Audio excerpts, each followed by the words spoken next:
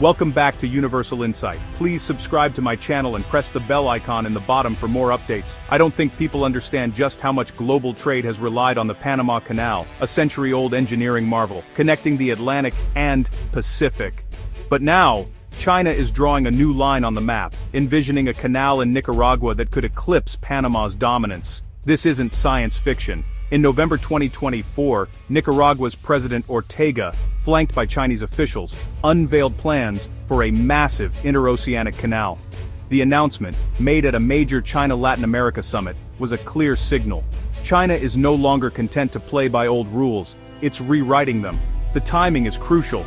Drought has crippled the Panama Canal, slashing daily ship transits and creating global supply chain chaos. Suddenly, the world needs an alternative, and China is ready to provide it, positioning itself as the new architect of global trade.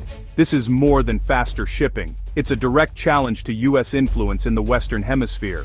The Panama Canal, once a symbol of American power, now faces a rival superpower building a competing waterway next door. The race to control the world's most vital trade routes is on, fought not with armies, but with concrete steel and ambition. China's canal project is a geopolitical earthquake, shaking the foundations of a century-old order. For the U.S., it's a wake-up call. The era of uncontested dominance in its own backyard may be ending. For China, it's a bold move to reshape global commerce and extend its reach to America's doorstep.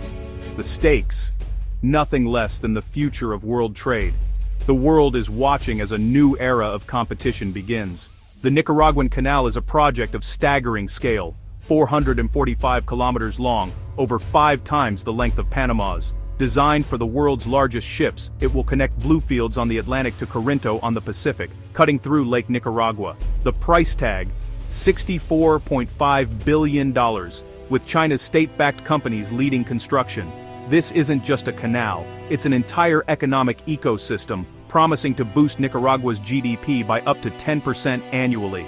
A previous attempt failed, but China's direct involvement now gives the project unprecedented credibility.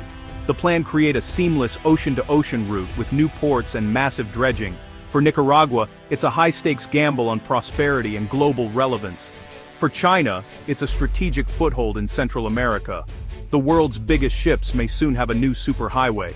For a century, the Panama Canal has been the world's shipping kingpin, but climate change has exposed its Achilles heel. Drought has forced drastic restrictions, creating costly delays. China and Nicaragua are seizing the moment, pitching their canal as a climate-resilient alternative. Panama touts its legacy and efficiency, but the threat is real. A rival canal could siphon away its most lucrative business. The new Nicaraguan Canal, designed as a sea-level waterway, could bypass the freshwater-hungry locks that plague Panama. If it delivers reliable passage for megaships, the balance of maritime power could shift. The world's supply chains, and Panama's monopoly, hang in the balance. The canal wars have begun.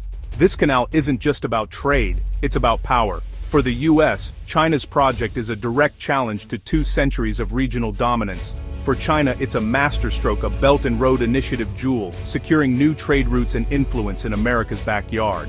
Latin America stands to gain billions in investment, but faces new risks: debt, environmental damage, and growing dependence on Beijing. Nicaragua bets on a windfall, but at what cost?